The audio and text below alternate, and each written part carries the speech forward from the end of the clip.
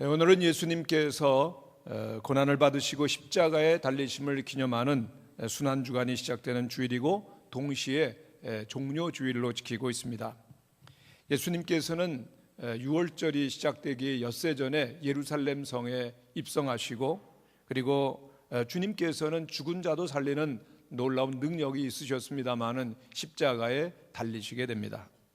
주님은 십자가의 고난을 받으시기 전날 밤 사랑하는 제자들과 마지막 만찬을 나누시게 되는데, 그 가운데서 떡과 포도주를 나누어 주시면서 이는 내 몸이요 내 피라고 말씀하셨습니다. 즉 포도주와 떡을 통하여서 주님의 생명을 우리에게 주신다는 깊은 뜻이 있습니다.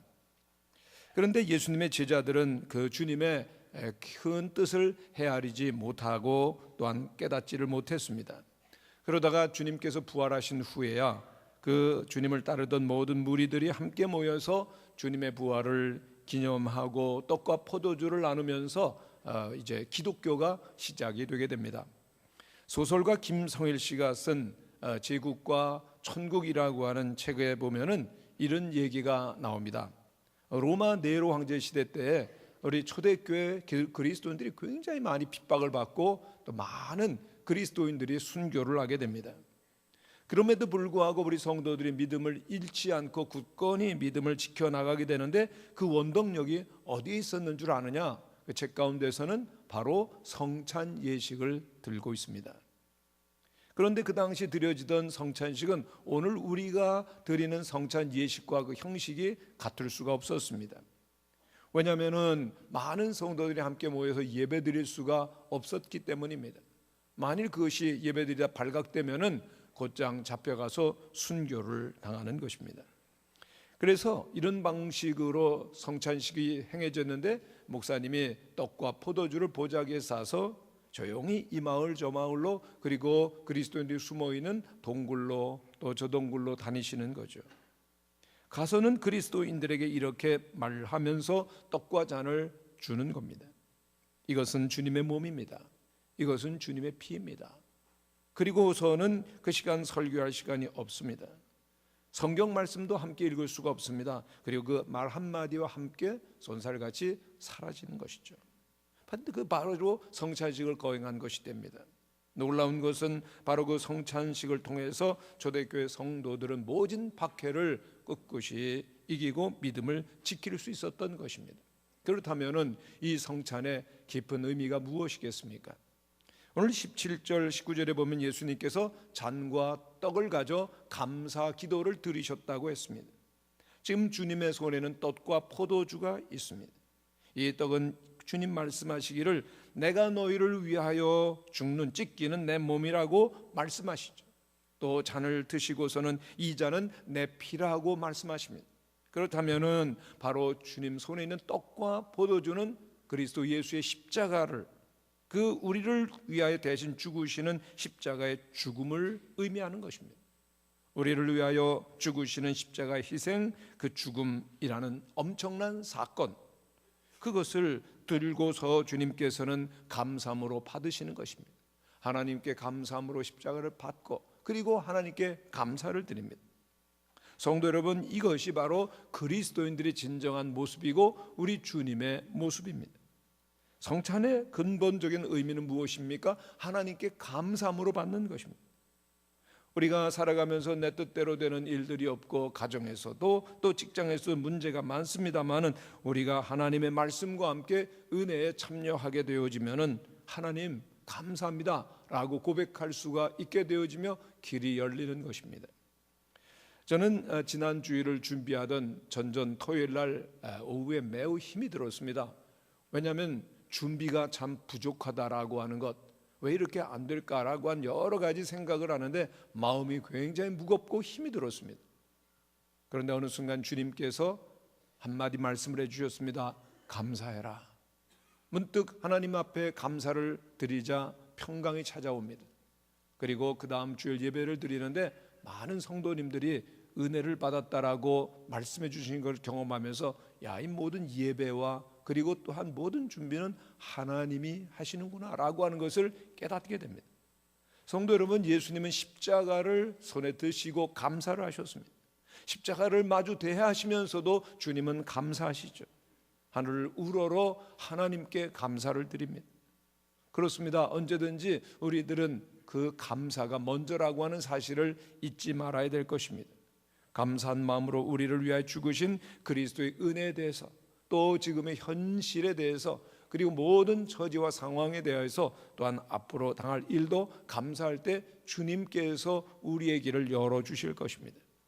19절에 보면은 예수님께서 떡을 떼어 제자들에게 주시면서 이를 행하여 나를 기념하라고 말씀하십니다. 그렇습니다. 성찬은 예수 그리스도의 고난과 죽음을 기념하는 것이죠. 즉 예수님께서 왜 우리를 위하여서 오셨는지, 주님은 무엇을 하셨는지를 생각하며 마음에 새기는 것입니다. 주님은 왜 우리를 위해서 오셔야 했습니까? 우리 사람이 지으심을 받은 다음에 하나님의 영광을 버렸습니다. 하나님의 법을 어기고 그리고 범죄하게 됩니다. 그리고 창세기에 있는 말씀처럼 내가 먹는 날에는 반드시 죽으리라고 하는 말씀대로 우리 모든 인류는 죽게 되었고, 그리고 또한 이 땅에 사는 삶도 하나님의 진노와 저주로 인하여서 불행과 어둠 속에 떨어지게 된 것입니다. 바로 이 죄와 죄의 결과로 말미암아서 우리들은 모든 죽음과 저주와 불행에서부터 건짐을 받는 일이 필요하다라고 하는 것이죠. 놀라운 것은 성경이 우리를 위한 그리스도께서 오셨다는 것을 말씀하시고, 로마서에 보면은 예수는 우리 범죄한 것 때문에 내줌이 되고 또한 우리를 의롭다 하시기 위하여서 살아나셨느니라고 말씀하고 있는 것입니다. 이것이 복음입니다. 예수님께서는 우리를 위하여 땅에 오셨고 우리를 위하여 십자가에 내줌이 되셨고 또한 우리를 위하여 부활하신 것입니다. 성도 여러분, 세상에서 누가 가장 행복하다고 생각하십니까? 답은 간단한데요, 스스로 행복하다고 생각할 수 있는 사람이 행복한 것입니다. 아무리 많은 것을 누리고 또한 높은 위치에 있다 할지라도 행복하다고 말할 수 없는 사람, 그것은 불행한 것이죠.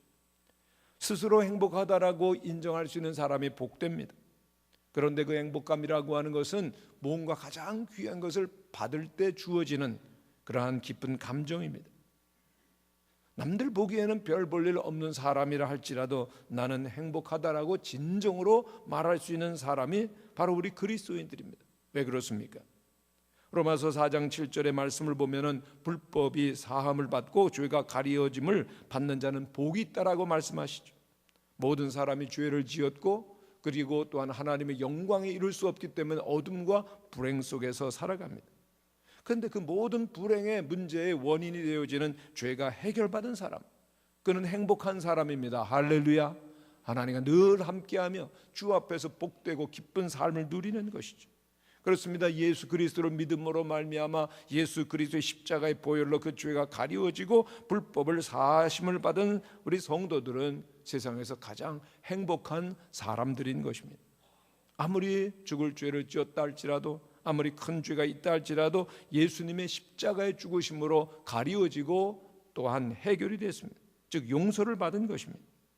그러므로 이제는 늘 주님과 동행하는 자 되었고 그리고 장차 천국에 들어갈 자라고 하는 것을 기억하면서 늘 행복하게 사는 성도들이 되시기를 간절히 축원합니다. 성도 여러분, 그렇습니다. 죄의 사함을 받아서 우리들이 하나님의 자녀요, 하나님과 동행하며 우리에게 미래가 약속되어 있는 것을 기억하면서 그 하나님의 영광이 우리와 함께하는 것을 기억하면서 늘 행복함으로 지내는 성도들이 되시기를 바랍니다. 한번 따라해 주시기를 바랍니다. 나는 행복합니다. 여러분 정말 그렇습니까?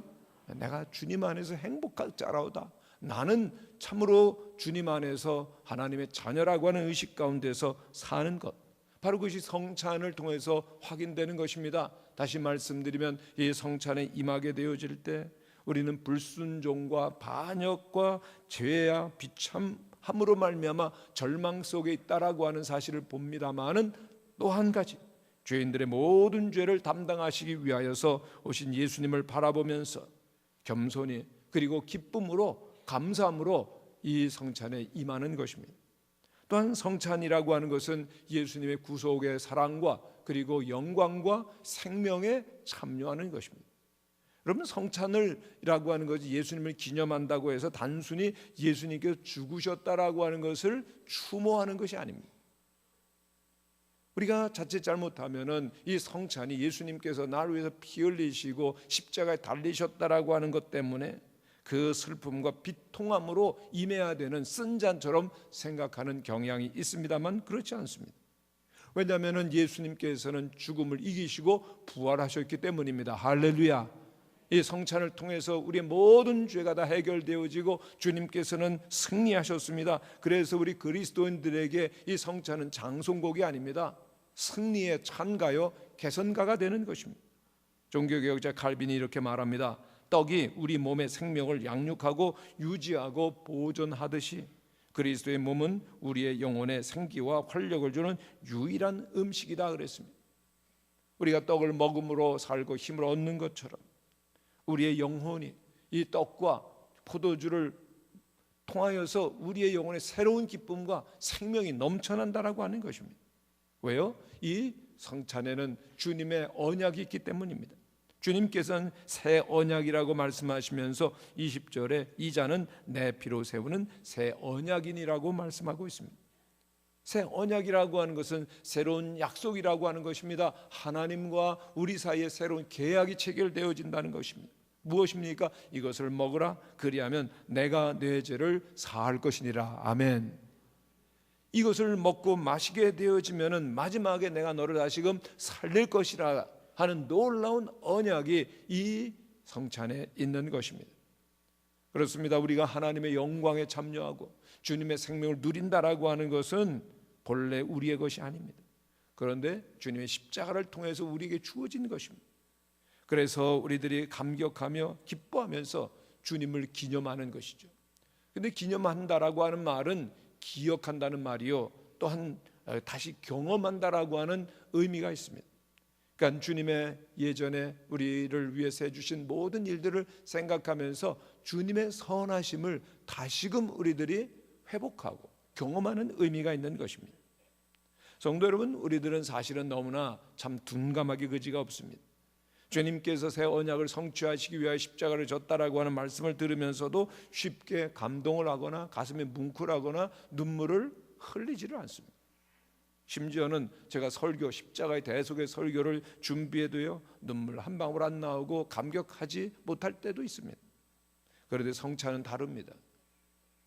오늘 우리들에게 주님께서 직접 그 떡과 포도주를 먹고 마실 때 그 떡과 포도주가 우리의 몸으로 들어가는 것을 체험하면서, 아, 주님이 나와 함께 하시는구나, 내 안에 계시는구나, 내 안에 들어오시는구나를 체험하는 놀라운 은혜가 주어지는 것입니다.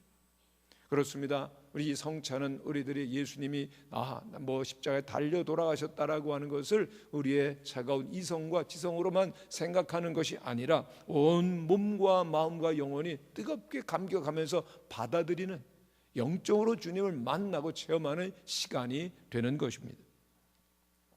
한국 예수전도단을 시작하신 오대원 목사님이 계시는데, 이번에 원래 이름은 데이빗 로스 목사님이십니다. 이분께서는 한국에서 오래 사시고 한국인들을 정말 사랑하셨습니다. 이분께서 묵상하는 그리스도인이라고 책을 쓰셨는데, 그것에 영적 상상이라고 하는 챕터에서 주님 그 성찬 속에서 만났던 그런 경험을 이야기해 주십니다. 프란시스 맥너트라고 하는 그 신부님이 한국에 오셔서 치유 사역을 크게 하셨을 때입니다. 그때 그 한국말을 잘 아시는 오대원 목사님께서 통역을 하십니다. 그리고 놀라운 치유 사역들이 정말 기적처럼 그때 많이 일어나게 됩니다. 그리고 그 모든 집회 마지막 시간에 성찬식이 계획되어 있는데, 여기 개신교도들, 캐디들도 많이 초청을 받고 하게 됐으니까 그 프란시스 목사님이 얘기를 합니다. 우리가 예수님 안에서 하나 된 것을 생각하면서 다 성찬에 참여합시다. 그러니까 오대원 목사님께 너무 마음이 기대가 되고 기뻤습니다. 마음이 따뜻해졌습니다. 그런데 성찬이 시작되려고 그 할 때 갔던 신부가 강대상에 오더니, 이건 카톨릭 미사입니다, 개신교 교도들은 참가하지 말아요, 그렇게 얘기를 했습니다. 분위기가 식어집니다. 목사님은 좌절과 그리고 분노 가운데서 뒤에 있는 한 의자에 앉아서 가만히 있는데, 자기가 봐도 참 처지가 딱하고 그리고 슬프고 분노가 있었는데 그 순간 누구가 찾아오는 겁니다. 바로 예수님께서 찾아오셨어요. 다른 사람들은 볼 수 없지만은 예수님께서 분명히 영적으로 임재를 하시고 그리고 질문을 하십니다. 정말 성찬을 받고 싶으냐? 목사님이 대답을 하셨습니다. 예, 주님, 주님의 몸과 피를 정말로 받고 싶습니다. 그런데 지금은 불가능합니다. 그러자 예수님께서 그 자리에서 목사님의 성찬을 집례해 주십니다. 이것이 너희를 위하는 내 몸이라. 이 잔은 내가 너를 위하여 흘린 새 언약이니 이것을 받아 먹으라. 정말 놀랍게도요, 영적인 주님의 만남과 그리고 성찬이 집례되는 귀한 은혜의 시간이었습니다. 그리고 그 신비한 성찬이 끝내가고 있을 때 한 나이 드신 수녀님이 목사님을 향해 옵니다. 그리고 눈에는 눈물이 그렁그렁 고여 있어요. 목사님, 정말 함께하지 못하는 것이 유감이네요. 그러나 제가 받은 것을 목사님과 나눌 수 없다라고 말한 사람은 아무도 없어요. 그리고 등 뒤에서 손을 내밀어서 신부에게 받은 그 성체의 절반을 이렇게 주었습니다. 그리고 목사님은 고백을 합니다. 저는 그 놀라운 은혜의 성찬에 2번 그날 참석했습니다. 그러면 성찬을 나눈다라고 하는 것은 모든 성도들이 주님과 더불어 음식을 나누는 것입니다. 일상적인 음식이 아니라 주님의 몸과 피를 나누는 것입니다. 여러분, 한 상에서 음식을 먹는다는 것은 대단히 중요합니다. 우리가 하나라고 하는 것이죠. 삶을 나누고 인생을 나누고 그리고 하나가 되어지는 것입니다. 우리들이 주님의 떡과 그리고 잔을 받음으로 말미암아서 우리는 주님의 생명을 받는 것이고 주님 안에서 한 몸을 이루어지는 놀라운 신비를 함께 나누게 되어지는 것입니다. 그러므로 우리 모든 성도들께서 주님의 떡과 피를 받음으로 말미암아서 우리가 모두가 주님 안에서 영원한 생명을 함께 나누고 있는 주님의 몸임을 체험하는 은혜가 있게 되시기를 간절히 바랍니다. 동시에 성찬을 통해서 우리들이 깨닫고 배우는 것이 있습니다. 우리 주님께서 놀랍게도 그 생명과 은혜를, 사랑을 우리에게 부어주십니다. 그 사랑이 우리 속에 있게 되어질 때 그것은 흘러 넘쳐서 주님께서 나를 위하여서 생명을 주셨듯이 우리도 이웃을 위해서 생명과 사랑을 주어야 된다는 사실을 깨닫게 되는 것이죠. 즉 주님의 뜻을 따라서 거룩한 삶을 시작하게 된다는 것입니다. 그렇습니다. 우리 성찬식을 통해서 우리 모든 성도들의 삶의 중심 가운데 하나님의 사랑과 그리고 생명이 충만하게 되는 역사가 일어나게 되기를 바랍니다. 그리고 서로를 사랑하며 그 주님을 향한 뜨거운 사랑과 우리 속에 넘치는 생명을 나누는 가운데 주님의 그 놀라우신 사랑을 함께 나누는 거룩한 성도들이 되실 수 있기를 간절히 바랍니다. 또한 이 성찬에서 우리는 한 가지 주님의 다시 오심을 기념하는 것입니다. 18절에 주님께서는 이 성찬을 행하시면서 그리고 그것을 또 행하라고 말씀하시면서 하나님의 나라가 임하기까지는 다시는 포도나무에서 난 것을 내가 마시지 아니하노라 주님의 재림을 언급하시고 있는 것을 보게 되어집니다. 그렇기 때문에 고린도전서 11장 26절에 보면은 너희가 이 떡을 먹으며 이 잔을 마실 때마다 주의 죽으심을 그가 오실 때까지 전하는 것이니라고 말씀하셨습니다. 여기 오실 때까지, 하나님의 나라가 임할 때까지라고 하는 것은 바로 주님께서 과거에 우리를 위해서 십자가에 지신 것을 그냥 바라만 보고 기억하는 것이 아니라 주님께서 우리를 위하여서 다시 오시는 영광의 재림을 기억하고 그리고 그 장래에도 주님과 더불어 영원히 함께 그리스도 안에서 먹고 마시는 하나님의 나라를 바라보라고 하는 의미가 있는 것입니다. 그렇습니다. 성찬을 참여할 때 우리들이 우리를 위해서 십자가를 지시고 부활하시고 승천하신 예수 그리스도, 그리고 이제 곧 영광 중에 오실 예수님을 기다리는 것입니다. 그리고 하나님의 나라에서 우리가 영원토록 새로운 것으로 먹고 마시게 될 하늘의 만찬을 기억하시며 어린 양의 예수 그리스도의 혼인잔치를 기다리시는 귀한 은혜가 있게 되시기를 간절히 바랍니다. 동시에 이 예수 오실 때까지라고 하는 말씀 가운데서 우리가 중요한 것을 깨닫게 되는 것은 오실 때까지, 주님께서 다시 오실 때까지 우리들에게는 해야 될 의무가 있다, 일이 있다라고 하는 것이죠.